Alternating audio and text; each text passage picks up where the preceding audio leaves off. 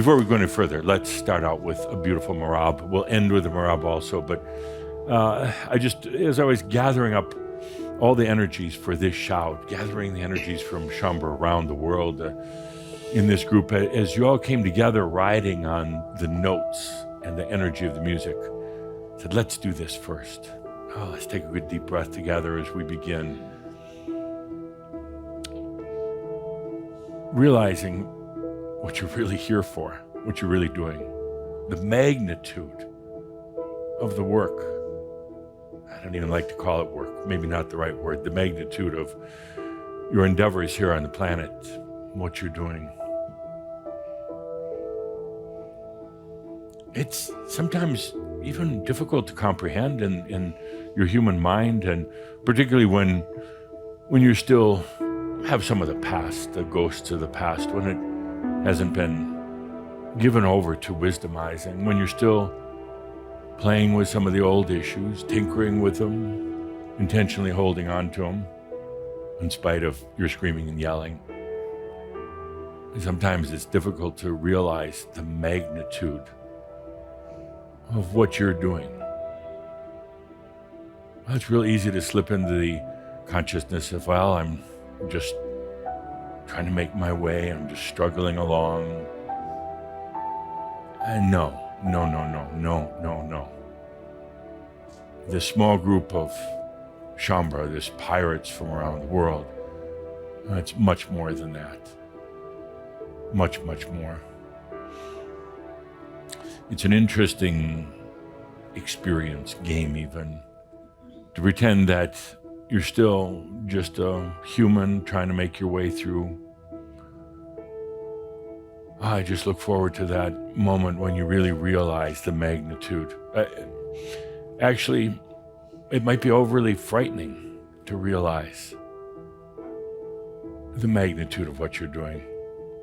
Maybe you'd be so overwhelmed by it that it just zap you into your light essence out of your physical body. This is something that we planned for a long, long time. It didn't happen by coincidence that you just came to the Crimson Circle. It wasn't a coincidence that Tobias came along at just the right time. It wasn't coincidence that this group coalesced in a way I've really never seen with any type of esoteric group, especially since there aren't any rules or dues or anything like that, but this group came together, bonding with each other on so many different levels, not just the human realm, but also we work together in the dream realms. I ask you to just feel in for a moment the magnitude of what this group is doing and what you're doing here also.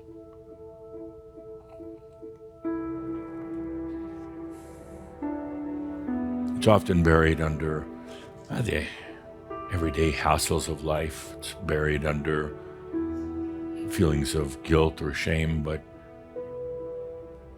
there is truly a reason, a purpose. I go so far as to say a heroics in what you're doing here on the planet.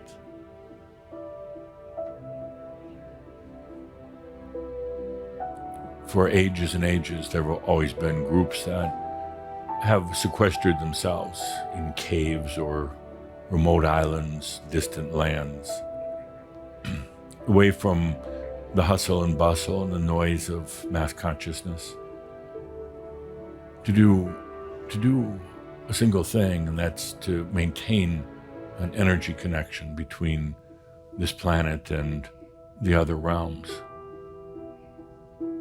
Some of them worked specifically to maintain a connection with the angelic families that they came from, kind of like making sure that you could get back home in between lifetimes or at the end of your stay on this planet.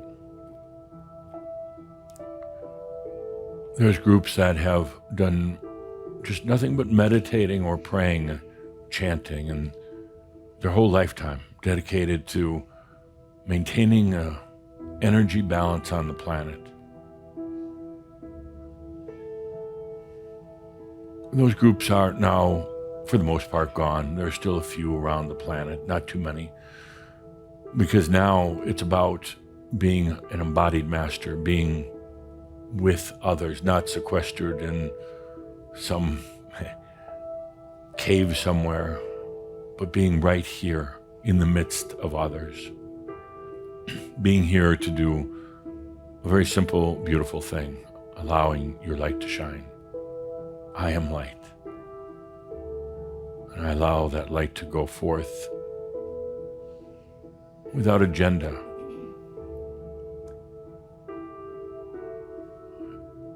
You're the ones now who have come to take over the jobs from the groups who did energy holding, that maintained links between here and the other realms, that also helped Gaia maintain a pulse and a compatibility and a resonance with humans and other life forms on the planet. Their jobs are mostly gone now, mostly done, being replaced now by the ones who shine their lights. And that's you. The magnitude is truly spectacular.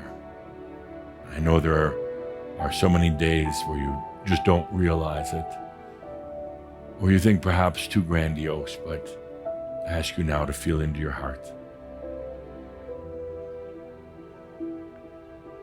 into your mission, into your purpose for being here.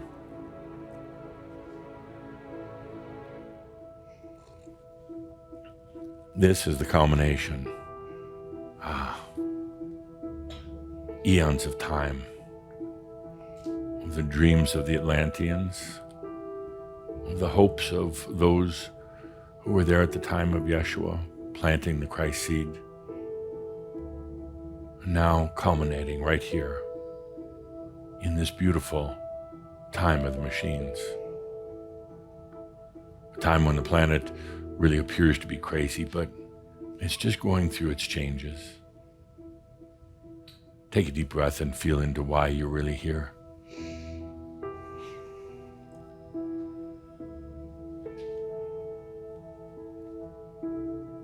It's not the career that you chose. That's nice. It's not the family that you came in with. The real reason is to simply bring consciousness to this planet. And I'll use a term today, we'll discuss it. I'm going to call it overhead consciousness. Overhead consciousness, because it goes over the heads of most people.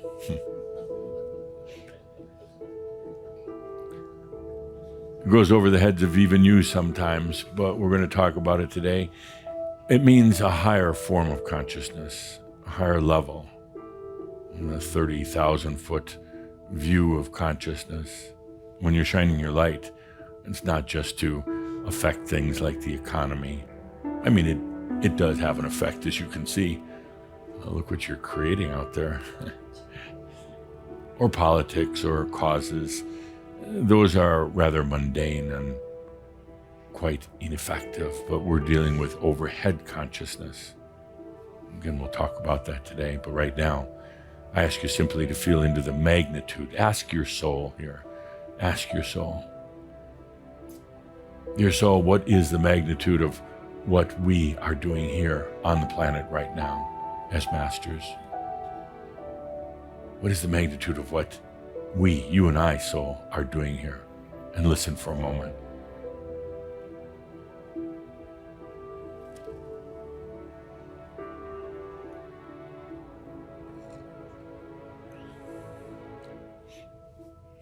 By the way, your soul has a good sense of humor. It's got a better sense of humor than the human usually. Human often has a stick up their butt. The soul has no butt for for the stick to go. So when you ask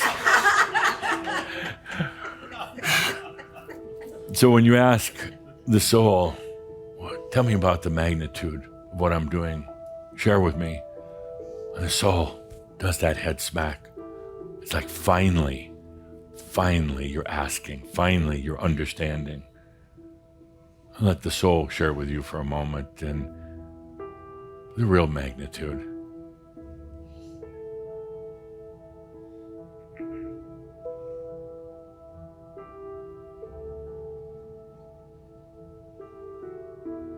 You might say, well, that's an incredible responsibility, a huge burden to carry.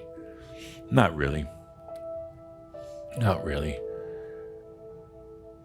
It's not really a responsibility. It's actually more of a true passion. You're not carrying the burden of the world on your shoulders. Quite the opposite. You're letting it go.